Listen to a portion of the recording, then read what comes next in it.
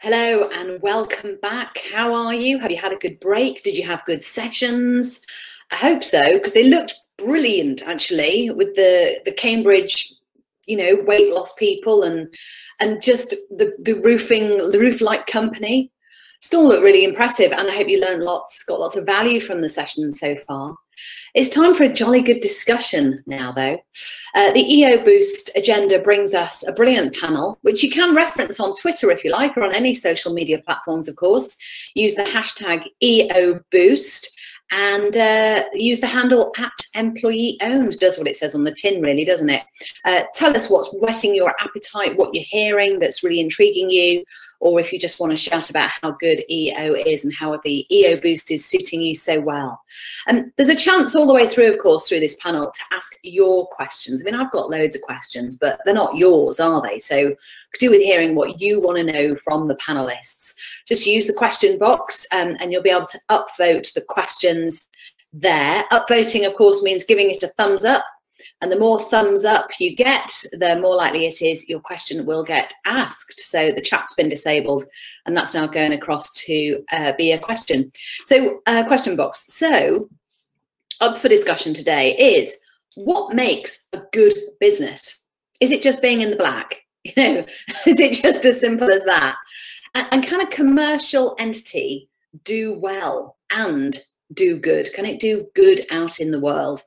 As many businesses continue to adapt and operate in a new post-pandemic environment, and we heard today in the Chancellor's spending review about the difficult shrinkage of the economy over the next couple of years, it is going to be difficult. Building back in the post-pandemic environment, building back better, critical for surviving future shocks, wholesale change such as Brexit perhaps, and not to mention the ambition of levelling up. And of course, the UK has many challenges to address, doesn't it? Wealth and income inequality, regional inequalities, economic resilience, both for businesses and places and people. And business needs to be resilient and prosperous in communities that are resilient and prosperous in order to survive and thrive. And so there are so many definitions of what good business is. But in reality, what does it mean? I'm dying to know more from our panelists and get a really good working definition for our discussion, what it looks like and what the benefits it can bring. But first of all, let's meet our guests. First off, we've got Neil Wright, who's the Managing Director of TensCare Ltd. Hi, Neil, who are specialists in electrotherapy for pain relief management and muscle rehabilitation. You might have heard of it if you've ever experienced or had anything to do with anyone having a child or yourself. TensCare deals in that sort of pain management. At the moment, he's focused on maintaining international growth for the business and sustaining the well-being of the TensCare team. Neil has worked for a range of companies, mainly in fast-moving consumer goods, including cosmetics, fragrance, cigarette lighters, air fresheners, and luxury branded fashion goods. Now, previously, you'll love this, he's worked for Victor Kiam, who liked the company so much he bought it. Remington, of course, remember those adverts? And in some ways, he's followed in those footsteps in that he liked the EO concept so much, he bought the company and put it into employee ownership. Welcome, Neil Wright. You're a bit of an evangelist, aren't you, about EO? I'm guessing it's gone quite well for you at TensCare so far. Yes, it has gone very well since we've done EO in March 2017. It's going very well. I'm happy to be here to sort of share some of that background. I don't know if you want me to say a bit more about TensCare now or go around the panel first, or up to you. I'd like you to keep your finger on the pulse with that. Do you get it? Yes, got it, yes. I mean, as you say, Penny, Yeah. a lot of people out there joining this webinar will recognise us for maternity pain relief during childbirth. And yesterday we actually won the Mother and Baby Award for Best Product in Pregnancy, so that's another thumbs up in the UK for us. But more recently, we've developed a range of muscle stimulators for pelvic floor exercising. And what that means for the user is that women that are experiencing bladder leakages when they're coughing, laughing, sneezing, jumping, exercising, it's a very common issue. Well, our products will help sort that out. Also, having a stronger pelvic floor muscle improves sexual orgasm and erectile dysfunction for men. So I know we're here to talk about performance and how EO helps, but maybe I could talk about the actual metrics of the business. We're 28 years old as a business, and 3 years ago we went EO. In the 10 years preceding going employee owned, we turned over typically between 1.4 and 1.6 million pounds, made a modest profit of circa £100,000. This year we will finish the year over £7 million worth of turnover and generate a net profit in excess of £2 million. So it certainly had a significant impact on our business. And as you say, I mean, because the business has gone so well with it, I'm very much here as an advocate for EO, happy to share what we've done along that journey. Well, we've got some time together and I will be asking you for more flesh on the bones on that detail for sure, Neil. Thank you. Our next panelist is Jenny Herrera, CEO of the Good Business Foundation. We see why we've got her on this panel discussion to really define what a good business is. She's developing the Good Business Charter accreditation at the moment, which launched earlier this year, and has experience of leading and developing UK charities that make an impact for individuals. Now, she's passionate about employees feeling valued and having a voice in the workplace. Please welcome Jenny Herrera. Jenny, do you feel valued and that you have a voice in your workplace at the Good Business Charter? I'm guessing if you're the CEO, you might just do that. Hi Penny, lovely to be with you. Yes, I definitely feel valued, but you know, it's a small charity, so it is much easier, isn't it, to get the employee voice when you're a small team, and you know, that's part and parcel of building something together, really, because I want to hear from everyone else and build it as a team. And it's early days for the Good Business Charter, but how many businesses have you got signed up so far to claim their stake as good businesses? It is early days. We've got just over 100 that have signed up. I think it would have been a lot more if the pandemic hadn't come into the mix, but we're encouraged because there's conversations going on in the background with a lot of other businesses, and you know, there's just so much rhetoric at the moment about how we can build that better, why good business matters. So it feels like, you know, we're glad we got it launched and got it ready before the pandemic struck. Thank you. Excellent. Yes. And good luck with getting more people. I'm sure after today, you'll become a lot more well known for the work that you do. Our next panelist, Martin McTague, the National Vice Chair for Policy and Advocacy at the Federation of Small Businesses. Now, Martin leads a team of volunteer members covering a wide range of policy issues affecting small businesses and the self-employed. So while coronavirus and Brexit have dominated the policy agenda recently, other key issues include late payments, business rates, sustainability. This audience knows that, doesn't it, Martin? And you've actually got 3 of your own businesses, haven't you? That you run, as well as heading down to Westminster and making sure the voice of the small business is heard loudly and clearly with political decision makers. Welcome, Martin McTague. I'm just going to be nosy, right? What are those businesses that you run? I'm quite fascinated. Well, I run an IT business that focuses on petrol stations, and they help them set their price. Yeah, everybody's seen the price on the pole sign, so that's coming up with technology that helps them set that price effectively is what we do. The second business I run is public relations, and then our third business is engineering consultancy. So 3 businesses to keep me busy. Not a lot of traveling to Westminster these days, though. You know, mostly doing calls like this. No, you might catch COVID down there anyway in the Westminster. It's a hotbed, isn't it? But that must add to your credibility enormously and help you resonate valuably, you know, in a way with your members, perhaps if you didn't have small businesses that you were running. So, you know, there's value in that, isn't there, for you in your position? Thank you. So, I mean, we have to get to this, don't we? We have to really define, if we're going to discuss it, let's define it. What would you say a good business is? Jenny, you've got to be the one to set your stall out on this. You've got 10 pillars of good business. Tell us a bit more about those. Yes, we have. So we would define good business looking at 10 different areas, 5 of which are employee based. So paying real living wage. The second one is about a fair approach to 0 hours. Then you've got employee well-being, making sure that they've got fair sickness policies and things around that. Employee representation and how you get their voice. And then making sure it's a diverse and inclusive place to work. So there's your 5 employees. But we would say that it's wider than that, isn't it? So there's also the aspect of caring for the environment and what that looks like for you as a business. There's paying your fair tax, not just paying it, but making sure allowances you use are for the purpose that they have been offered, and avoiding any tax havens. Then a commitment to customers, which most businesses are pretty good at anyway, because that's how they are successful in bringing profit. Prompt payments to suppliers and ethical sourcing. Now, we won't have got it right, but we've really put it there as a starter for 10, if you like, as the main ways that you could measure, a good framework to measure good business. Okay, Martin, good business for FSB members, or yourself in fact, is it that, or is it simply running a business that is prospering and isn't in the red and is just doing all right? What is the basic, what's the baseline for a good business for FSB? The interesting thing is, if I talk to a lot of business owners, the reason they started their business in many cases was control. It was trying to gain control over their own lives, their own business.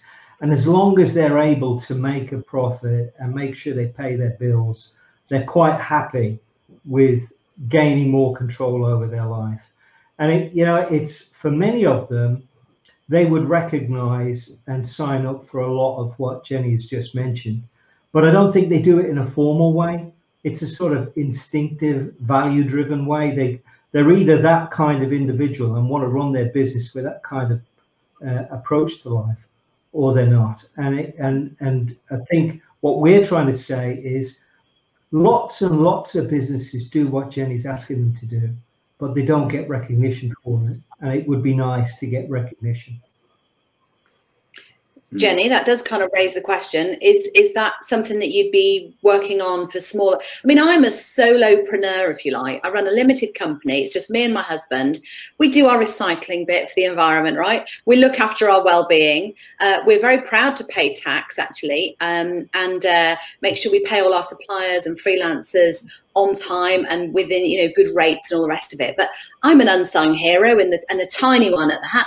How would you begin to recognise smaller businesses as being good? Is there a way to do that?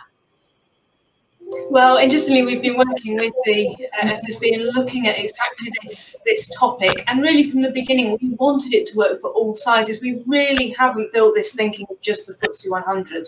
We have been thinking of businesses of all sizes. And in fact, even if you've only got 1 employee or 0 employees, these 10 components, of course, the employee ones, if you don't have employees, wouldn't work, but are you committed to those if you were to take on an employee in the next year? So our sense is that we've made this streamlined, we've made this straightforward to do, so that businesses of all sizes and all industries as well can sign up to it. And I think what Martin said is so true. The reality is that there are people who start a business who've just got that as their heartbeat. They want to be responsible. They want to care about the people that they're working with, because they recognise they're human beings. They deserve a decent wage. Their suppliers deserve being paid on time. All these things. And as they grow, they're just embedded. They're just part of what they do, whereas other organisations aren't. And how often do we hear about the problems and the scandals, whereas all the unsung heroes haven't really got a way to be recognised? And what's been interesting in the last few months is the amount of research there has been about what the public wants. And the public really wants to support good business. The public really care about good business, but they don't know who they are. Okay. Penny, Neil. On that point, sorry, just on that point, Penny, yeah. It's funny. I lobby government all the time, and one thing that works in my favour is they definitely think of small businesses, the guys with the white hat, right? We're the good guys. We're the guys who generally do things right, and I think that pays. That pays because lots of communities back their local businesses. They want them to succeed. And what Jenny's doing is, I think, is really valuable. Good, yeah, thank you. I'd agree with that. Yeah, Neil, yeah, I'd agree. Sorry, go on ahead. Go ahead.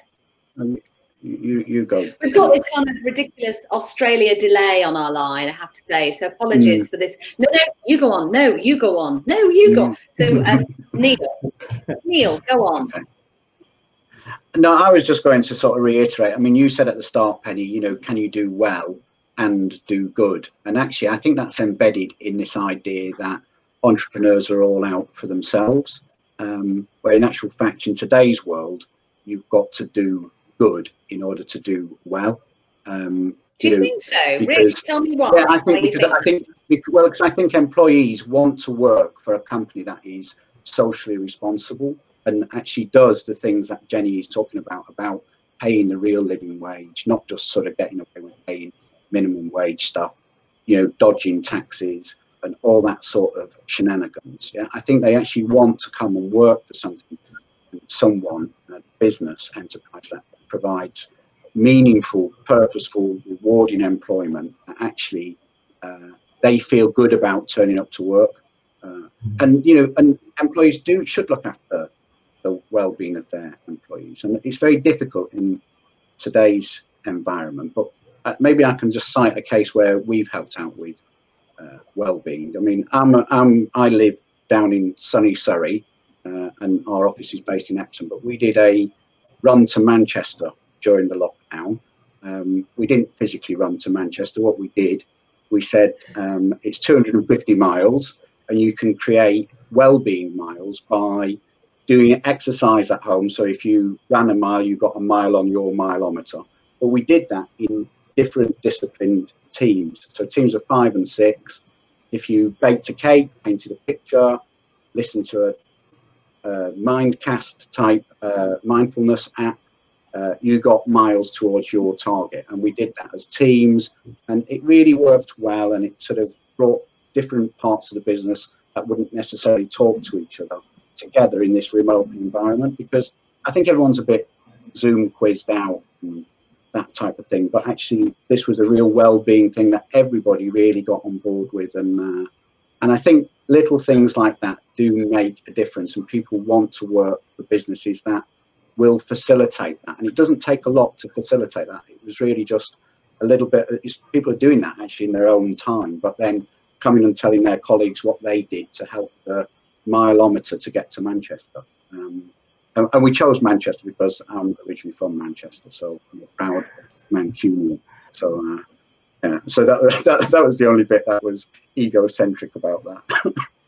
Yeah. Well, I was going to ask why you ran to Manchester when it was clearly in tier 3 at some point. So, but anyway, thank you for clearing that up. But gamifying well-being, what a cool thing to do, and that's a real take-home for anyone listening who's worried about how to do the well-being piece well. Gamify it. It's going to get everyone talking at the moment. That's a fantastic example. And you know, the news is not great out of the Chancellor today that, you know, the economic forecast shows economic shrinkage considerably over the next couple of years. Growth's going to be slow, you know, 2 years to recover from the pandemic at least. Lots of people available on the skills market, you know, lots of people available to you. Generally speaking, away from EO, do you think businesses are going to be that bothered about listening to employee voice when there are so many employees out there to take their pick from?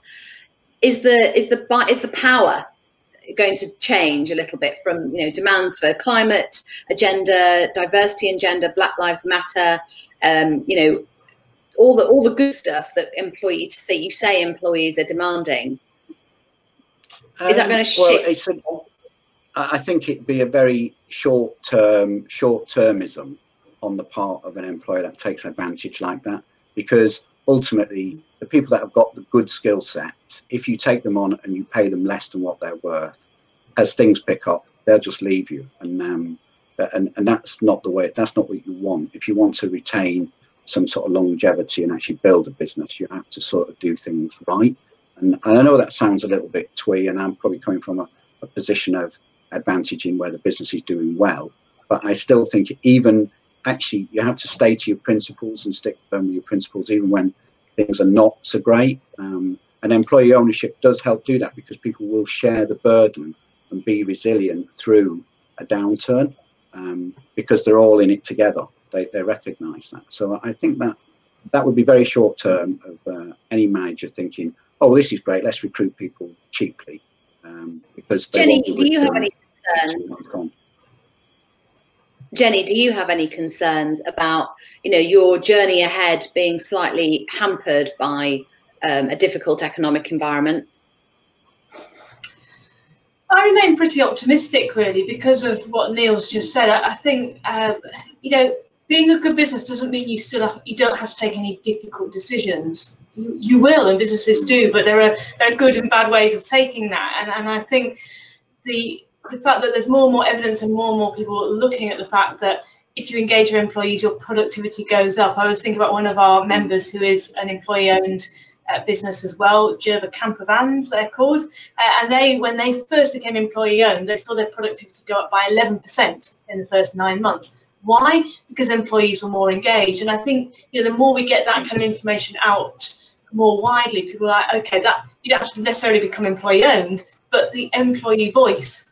Richer Sounds, we were set up by Julian Richer. He has a suggestion scheme, and employees can make suggestions. And if your suggestion is accepted, you know, you get a little gift, because ultimately you are contributing to the improvement of the whole business. So I think I remain optimistic. There's a lot of talk around about just that value, and I think also the pandemic, didn't it show us how much we have relied on those essential workers, many of whom are low paid, many of whom were previously seen as dispensable. Suddenly the supermarket stackers are absolutely critical, the healthcare workers in care homes. So I think that, yes, that may feel a little more distant now, but I think that we have kept that to some extent, that actually, you know, we are all needing to value one another, listen to one another, make sure everyone feels included in the workplace, and together a business will do better if it pays attention to its people and the planet as well as its profits. Okay, just while pause a moment, if you just all check your computers don't have other sort of apps open that have your microphones open, just in case we're getting any, what we say in the broadcasting business, howl round, where it all gets a bit difficult. Somebody's got a challenge on their microphone, I think, but hopefully that'll get straightened out. Thank you for the audience questions, by the way. Keep them coming, keep upvoting. There's a lot for you, Neil, but I don't want you having the lion's share of the questions. So any about small businesses or the Good Business Charter are also welcome. Everyone's keen to know about your profits, Neil, but we're not going to get into those just yet. But let me just find out more about this employee voice element. One of the 10 pillars of good business is representation. Now, EO provides that immediately, doesn't it? Neil, how do employees have a voice at TensCare? How does it work? Yeah, it works on a number of different levels, actually. We have obviously a board of trustees, like all trustee-owned businesses, and they feed back to the directors, and the directors feed back to them. And when we went EO, I actually gifted my shares into the trust, and purposely made myself non-trustee. I'm not a trustee, so I'm answerable to the trust. I thought, if you're in, you're all in, and that's what I've done. And so I'm very answerable to the trustees, and like any director, you're answerable to your fellow directors, your customers, and your shareholders, of which the trustee is the principal shareholder.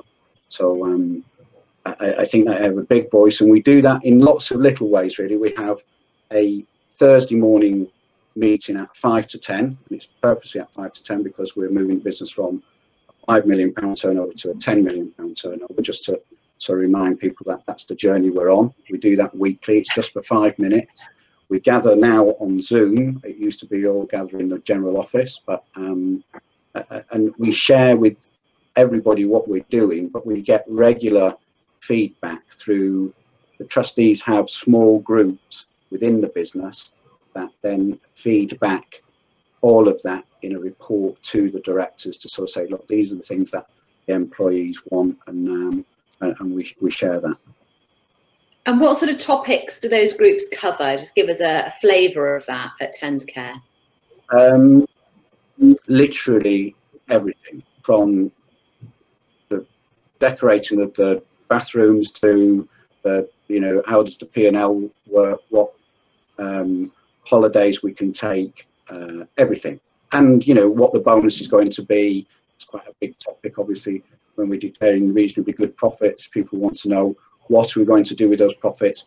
We're heading into a year of very much of ambiguity and uncertainty. Should we be keeping more reserves back to make sure that we've got the sustainability through 2021? So there's a conversation around that, but we're very open with each other about that. And they have access to everybody within the business. We don't have a hierarchical structure. Our structure is very much a matrix of the management of facilitators to the core of our employee group. Everybody has a sense of working for everybody else, and also everybody else working for them. So, and I think if you can create that culture, you can really move it on. And it's about how average teams actually outperform, you know, very skilled, very clever teams. And you see it all the time in sport. I'm a big one on sport coaching, and I think, you know, business is really just a team sport. It's a team game. Okay, thank you. We have had a specific question on that. Scott C says, we mentioned having a voice, but how much of a voice do employees have? We heard specifically about TensCare from Neil there, but Jenny, in your experience of dealing with a variety of different businesses, obviously voice and being heard, being listened to, being asked questions, having input is really valuable, but you see so many companies getting this wrong, don't you, where they go, well, we had a special interest group and we all decided that we should put fresh fruit in the canteen, and that's got actioned, and there we go, a job done, off we go. You know, just stuff like that. It's not quite driving the business forward, is it? Or doing anything with greater impact. What would you suggest? What are the how-tos? How to listen? What would you suggest? Yeah, quite right. It doesn't. It has to be coming down from the top, really. The people at the top need to believe in why you're doing the process, and then the employees think, actually, we have got more of a voice than just something like getting more fruit out. So one of the ways that we ask the question is do you have a forum or some kind of structure, first of all? Now, for a small business, they'll say, well, we do one-to-ones with all our staff. Brilliant, you got it then. But for obviously, as you get larger, is there some forum, some structured way that everyone can have a voice if they want to? But then here's the key thing: are issues that come out of that raised to the senior leadership? Are issues then looked at by the board, you know, whatever the appropriate level is, so that, you know, it's not just paying lip service, because what's the point there? You know, the whole idea is that employees need to feel that they are really able to, as you say, bring influence, able to help drive it. Because what's worse than if you see a business, maybe a consultant, maybe they've got a consultant in and the consultant said, oh, you should do this. And then maybe the business says, oh, we're going to do this. And like 10 employees think, well, we could have suggested that ages ago because we're working on it and we can see it will be improved, you know. So I think it's how to get that structure in place, bring the issues up, and show them as well, I think, credit people that they can see that their voice makes a difference. And Martin, of course, small businesses aren't just people like me solo on their own, but you know, we go up to what, 249 people in a small business, is that right? Yeah. That's the official, isn't it? Yeah. So what would you say are the sticking points when it comes to employee voice for small businesses? And quite often you've got a founder who has grown the business, maybe had a couple of people to begin with, and then 15, and then 250. The challenge of managing people and listening to them must be enormous. What would you say to people that you're hearing about? I think that the reality is when we talk to small business owners about getting employees more involved in decision making, they pay lip service to it. They regard it as worthy, but maybe a bit soft and fuzzy. And what the reality is that they worry about losing control, because a lot of them have started the business in the first place because they wanted more control over their lives. They'll also tell you that they don't like hierarchy and bureaucracy, and yet what they do immediately is start imposing a hierarchy on their small businesses. And we did a survey recently, and it said it's something like 80 to 90% of small business owners said that they had regular, contact with members about their, employees about issues in their businesses. But when you ask them, well, how many of those suggestions have you implemented? It was only 6%. So the reality is that most small business owners are quite good at communicating with their employees because they're small teams, but what they don't do is follow through on that. And I don't think they see what the kind of advantages Neil is illustrated about how your business can grow if you're prepared to be much more open to employee involvement. Yeah, Jenny. Sure. Yeah, the other thing we also include, because it's all very well saying let's have this structure, make sure we get voice up, is some kind of survey, because that's the way that someone who maybe would feel too nervous to verbalize something, they can, we think about customer surveys. I run charities, so we're always interested in what the donors think, but actually what about the people who are actually making this business run, and let's hear from them. And of course we all know happy employees are going to mean that they will work better, that it is more productive, and then there'll be happy customers. And I love the virtuous cycle really within our charter. So if we are listening to our employees, they may be the ones to say, well, actually I think we should do more for the environment, let's do this, or actually let's look at how we can support a local charity or get involved in a volunteering day. And it just kind of helps the business as well, just look at how it can further impact its local community as well. And this isn't just, Neil, is it? It's not just about doing good, it's about being commercially able within that space of listening to the employee, isn't it? 'Cause you've got a great example of actually, listening to the employee voice, and it's paid off, literally paid off. Do you want to tell us about that? Sure, yes. About 2 years ago, we have our product development meetings, and we were having a little discussion around the board table, and someone said, oh, this electromuscle stimulation, we could put them stimulators on the face and have it as a face lifting apparatus, sort of for a beauty product. And I have to say, at the time, I thought, we're a medical device business, we're not a beauty business, this is not for us. But there was such a lot of enthusiasm for the idea around the table. And frankly, enthusiasm for an idea that would probably never have been put on the table 3 years earlier, because it just wouldn't have been felt like it would have flown. And I thought, well, okay, let's give this a go, because I didn't want to quash the enthusiasm for it. But in my mind, I was thinking, we'll still have thousands of these in the warehouse at the end of the year, but let's run with it, because I don't want to be seen to just pay lip service to it. We made our first batch, we sold them within 2 weeks. It's now become our biggest selling item. It sells massively in Southeast Asia and China, and the growth of that is going such that we'll launch it here in the UK early next year, and we'll be TV advertising that product. And that's just out of a suggestion and being receptive to ideas that are coming from the people that actually work with the product there. And that's what I mean about everybody works for everybody else. The person that the experts on product design are the product designers. The experts on e-commerce are the e-commerce merchandisers. If they want to spend thousands of pounds on marketing, then it's for us to sort of say, well, how's that going to work? How do we resource that?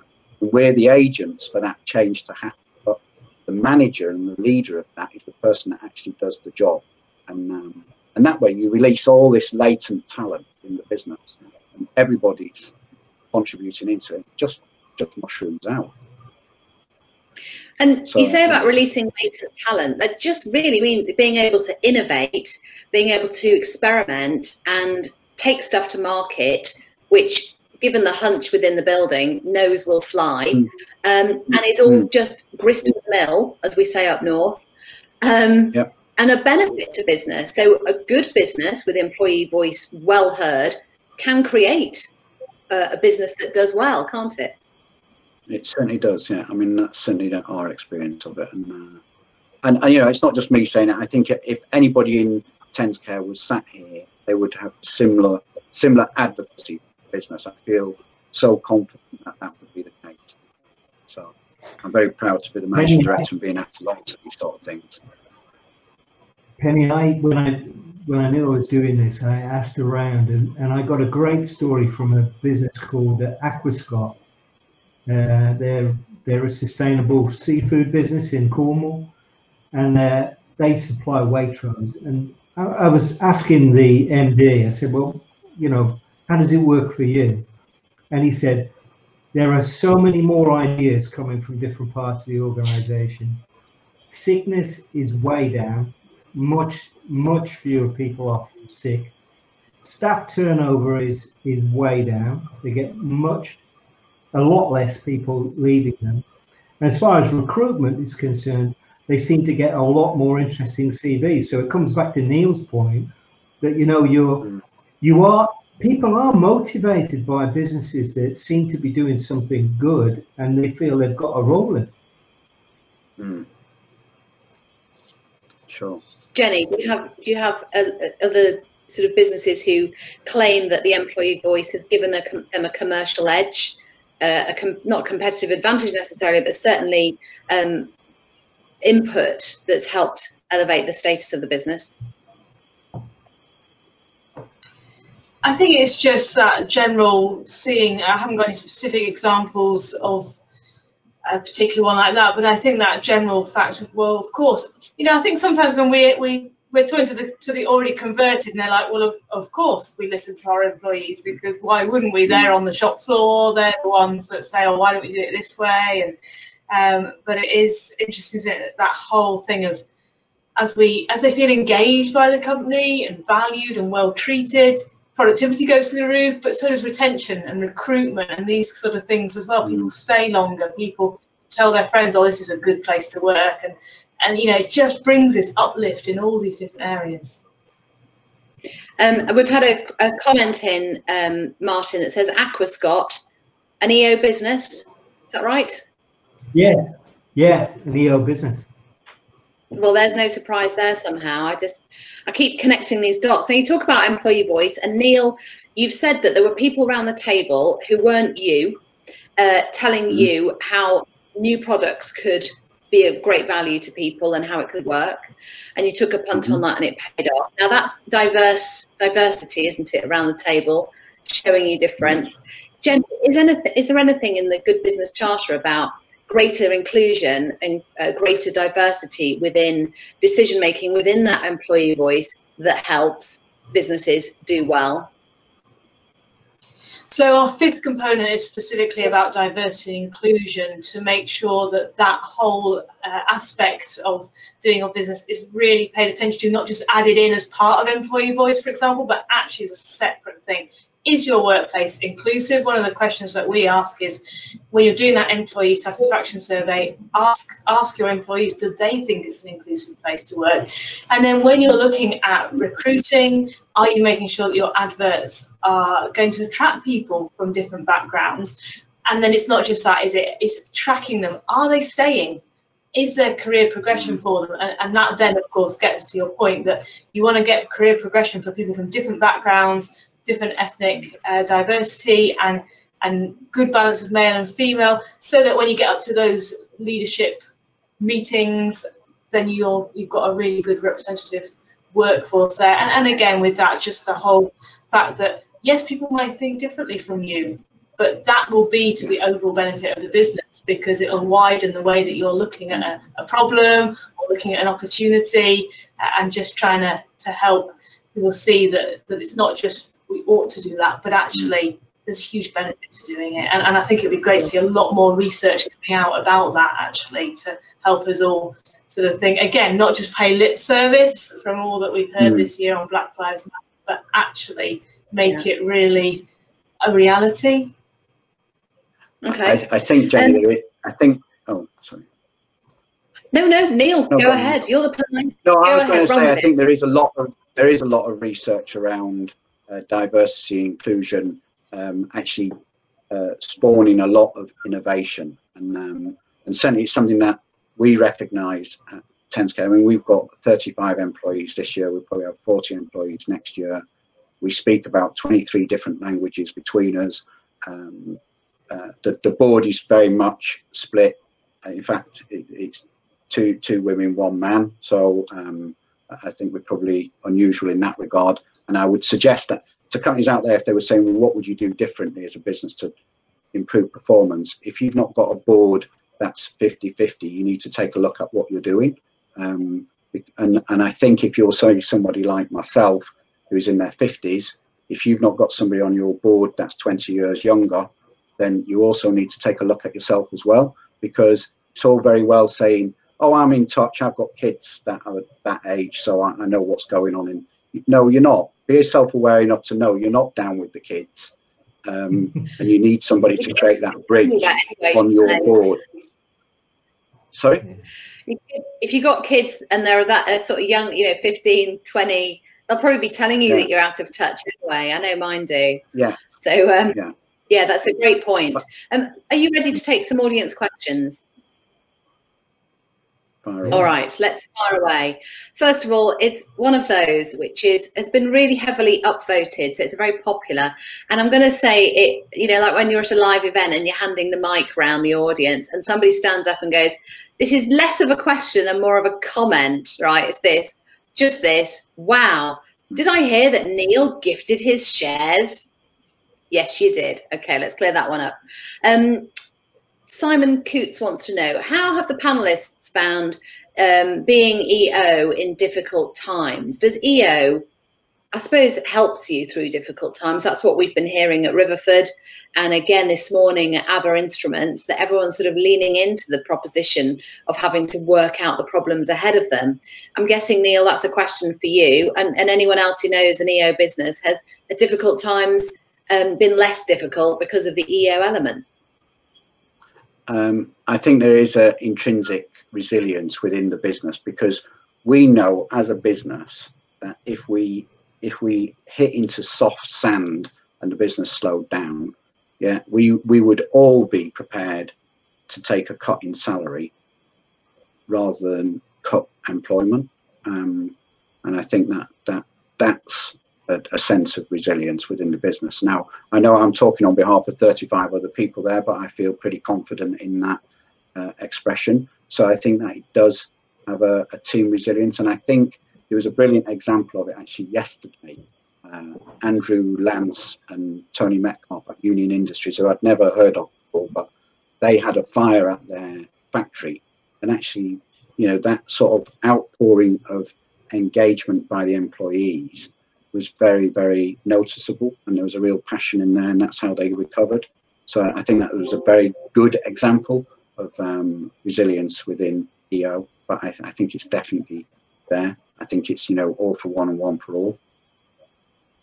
Sort of hardwired into the structure of it is a deeper resilience, which will take you through any challenging time. Is that what you're saying? Yeah, I mean, it doesn't mean that you're impervious and you're infallible, or you're sort of, you're going to live forever. But it does sort of build a sort of a pillar and a flag that you can all rally round, and hopefully get through things. Okay. And I do appreciate that's a very tough message. I appreciate that's a very tough message in the current environment, the economic environment. It's an absolute car crash for a lot of businesses out there at the moment. Yeah. Martin, are you seeing any elements that EO has that takes the edge, gives them the edge that other businesses don't have when it comes to riding through difficult times? I mean, every corner we turn is a difficult time, but yeah, you're right, Neil. The last 9 months has just been a massive car crash, hasn't it, of disaster? But Martin. Yeah, I think most of the businesses that are trying to ride through this have taken on an enormous amount of debt, and they're struggling under a mountain of debt. The ones that have gone for external investment, a lot of them have gone for VC investment, and they're pressurized to make a lot of short-term decisions. Now, if you're in the middle of soaking up a lot of cash to try and drive sales right now, and you suddenly run into this kind of crisis, you're not in a great place to survive that. Whereas the EO businesses I'm talking to tend to take a much longer term approach, and they invest a lot more in human capital. And the reality is that's the kind of approach that will allow you to get through this crisis. A lot of the traditional models won't. Now, that's not to say that, you know, your average crusty small business owner isn't sort of self-interested enough to want to give up ownership very straight away. I mean, Neil's exceptional in that respect, but a lot of them are starting to come to the conclusion. It comes to the diversity point you were talking about earlier. Look, you know, I'm getting to the end of my career. I can't see a way I can carry on running this business. In this current environment, a trade sale doesn't look very likely. So what am I going to do? Now, I know I've got a lot of people in the business who know how to make this business succeed. Maybe that's a route that I can take. And I think that will become a much more realistic, a much more attractive route for a lot of businesses who've gone through a pretty tough time in the last few months. So are you saying that small businesses are being increasingly convinced by EO? Because I mean, not many people have heard of it, and they go, "Oh yeah, John Lewis, yeah." So it does need that the EO word has to be spread a little bit more.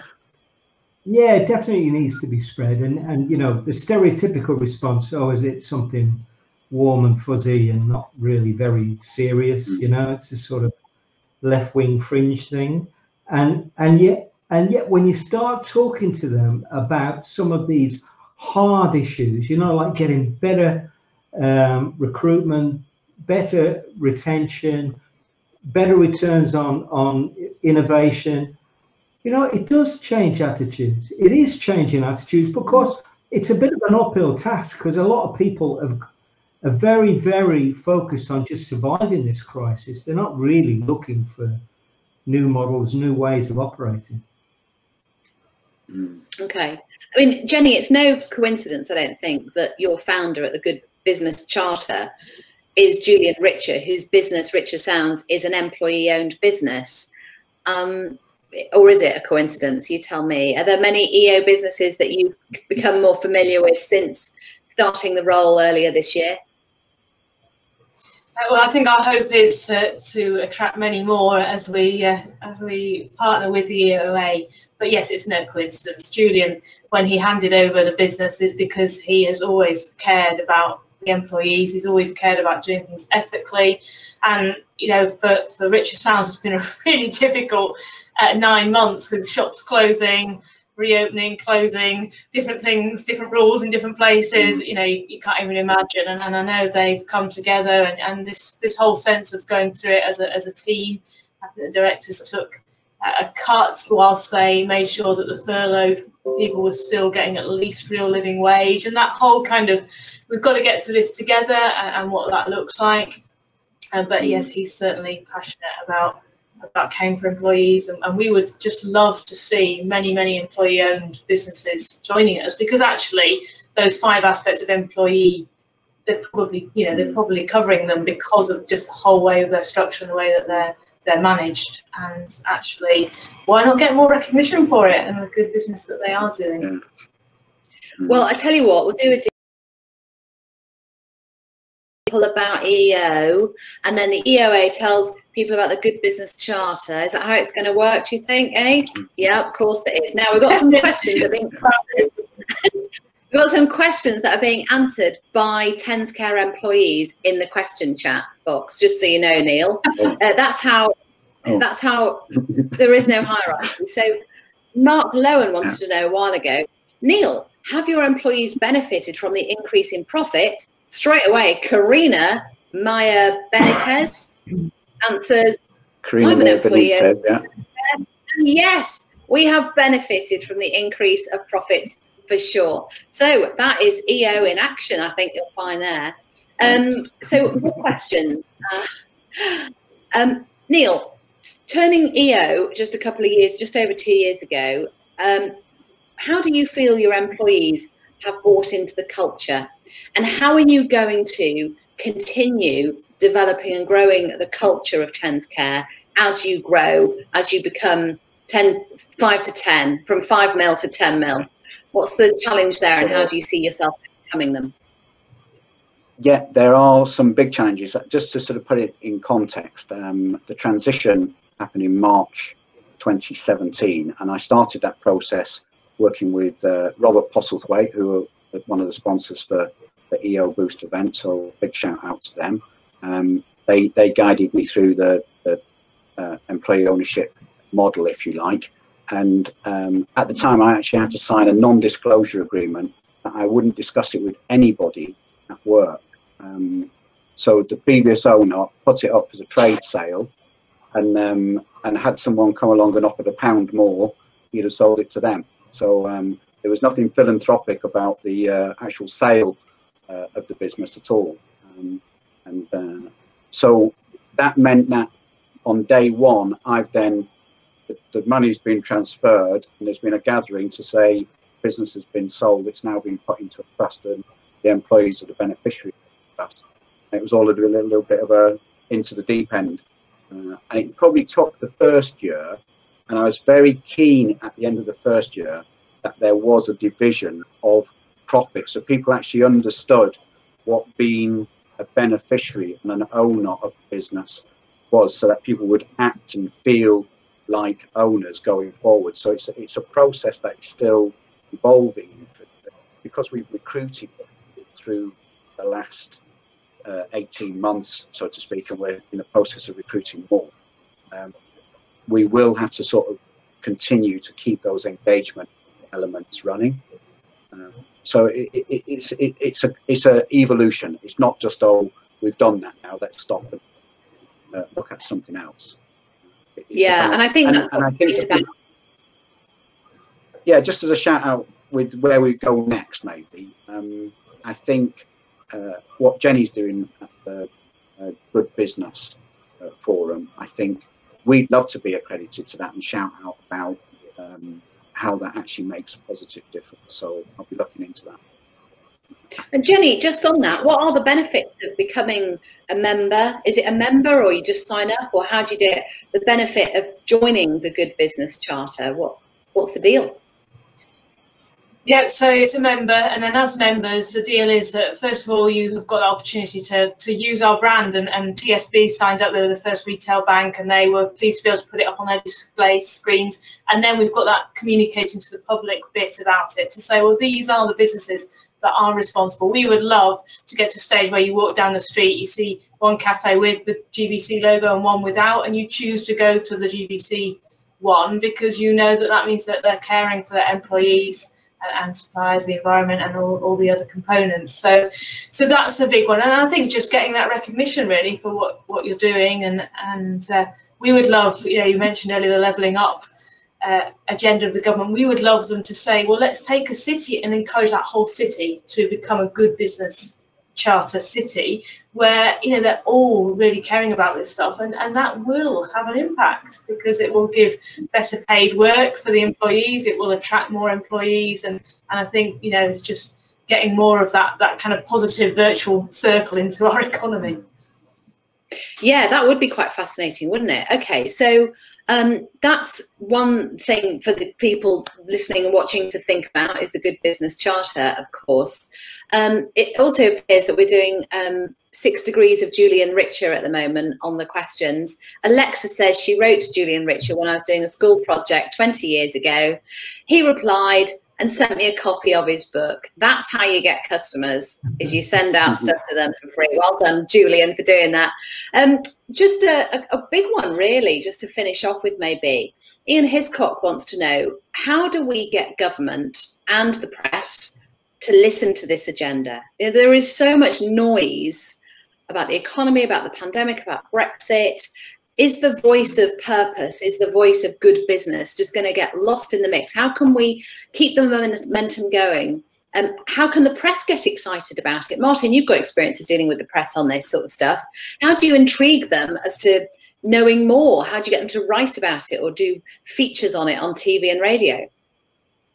I think you've got to blow the myth. I mean, I think Neil's got a fantastic story, and what you've got to do is get away from this idea that it's all very philanthropic and it has no real business interest. And you've got to create an environment around this, that this is not just good as in, virtuous. It's good business. It actually generates secure, long-term, workplaces for people that can thrive in.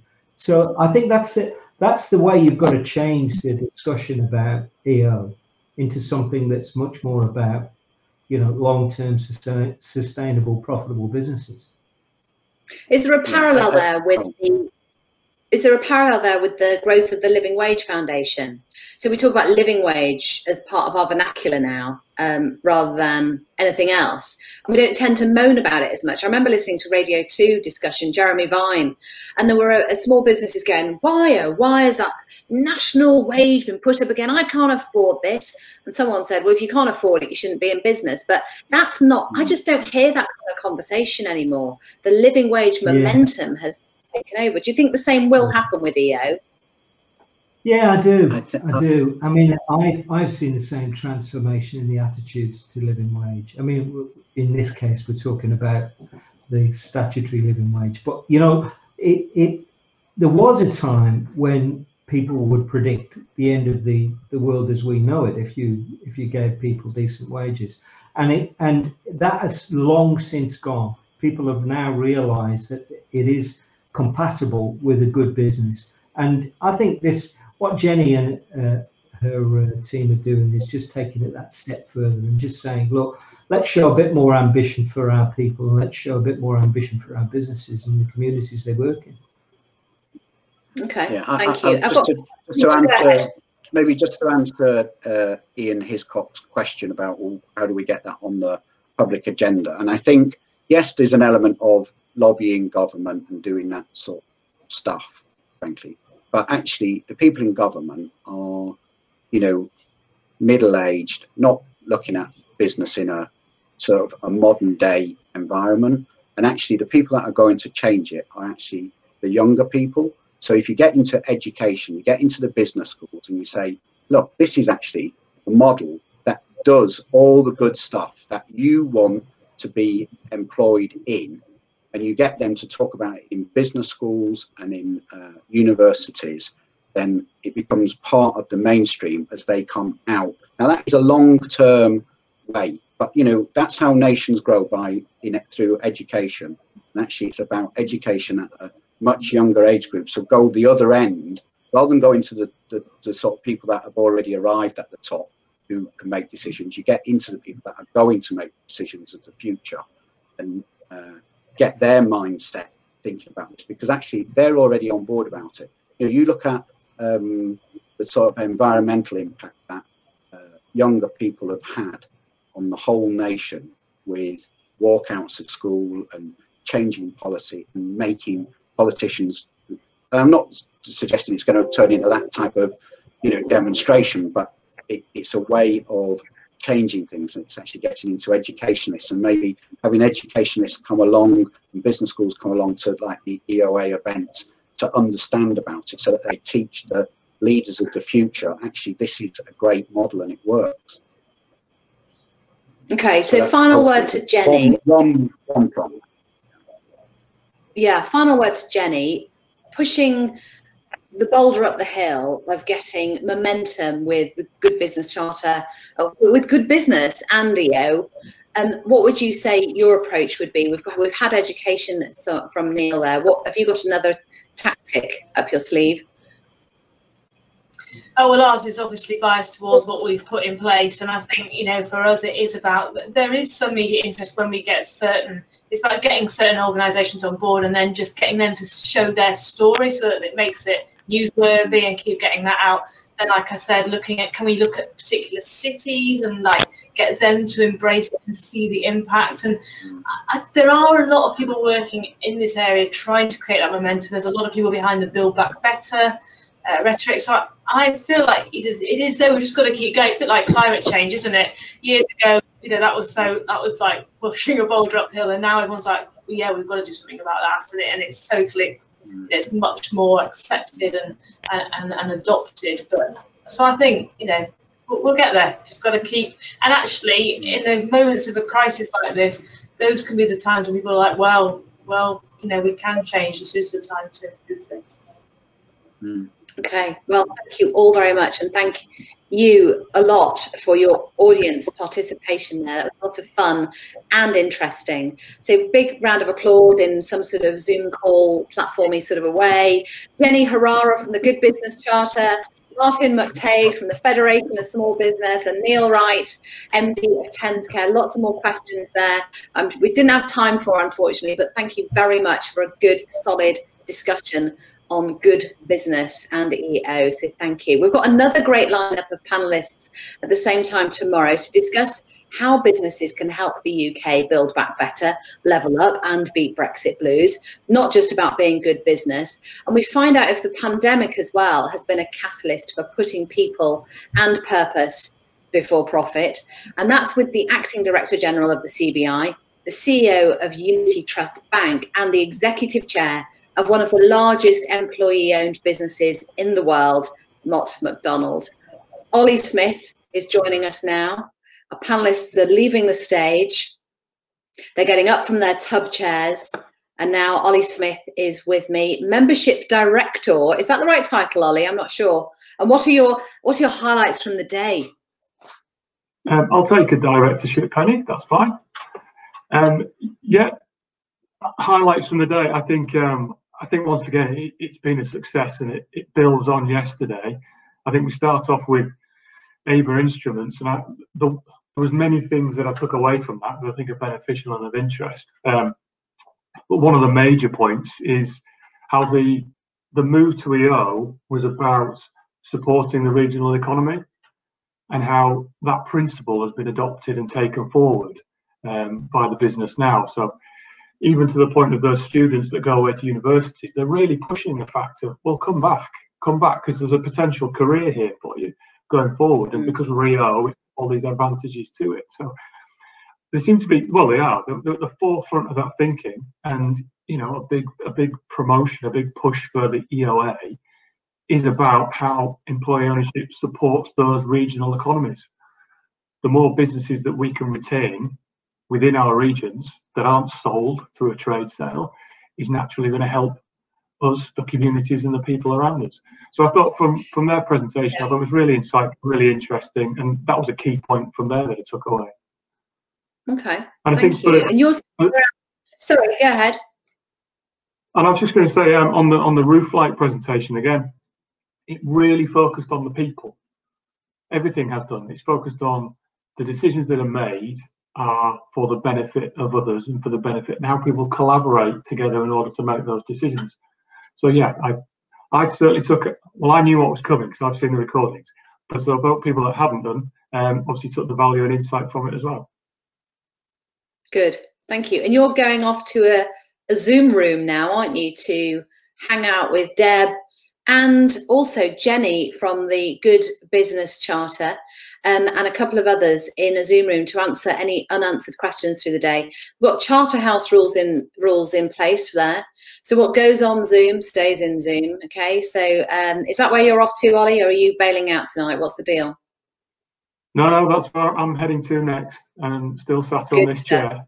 So yeah, it's an opportunity for anybody who's on Boost just to ask any questions that they might not have got answered, or any new questions they might have come up with, and we'll try our best to answer them as we always do. So yeah, anybody please do join us. The link is on the agenda at 5 o'clock. We'll be doing that. Lovely. Okay, and I think we've got time for a poll now, Ollie. I think you can clear off to your Zoom room, take a breather for a minute, because I think we've got a quick poll that we can offer if anyone's still around on the link. And also I want to just check in with how the session, that panel session, went for you. What sort of value did you get out of it? For options, dead easy, as you've been seeing all through the day. We'll see what happens there. But also, thank you, Ollie. I want to remind you that there are prizes on offer, not just for filling out that, by the way. There are no prizes for filling out this. Just click the button and get on with your life sort of thing. But there are prizes. When you get your feedback form next week, there's a chance to win a Fortnum & Mason hamper or a 2-night stay in a 5-star pod. on a farm in Northumberland. I mean, you can't say fairer than that, can you? And TLT and WCF have helped us out with those giveaways, so it's well worth looking out for that feedback form. I hope you have got what you came for today. If we can see the answers of that poll, that would be great before we wrap up any second now. It's the joys of being online, isn't it? Oh, there we go. Excellent and good. Well, that's what I thought as well. I thought they were very good, our lovely panelists there. I hope you got what you came for today, and I'll see you in the morning at 9:15 for our final keynote interview with a massive business. It's big in probation services and mattress making. It's well worth joining us just to find out more about that, isn't it? I hope you have a great evening, and I'll see you soon.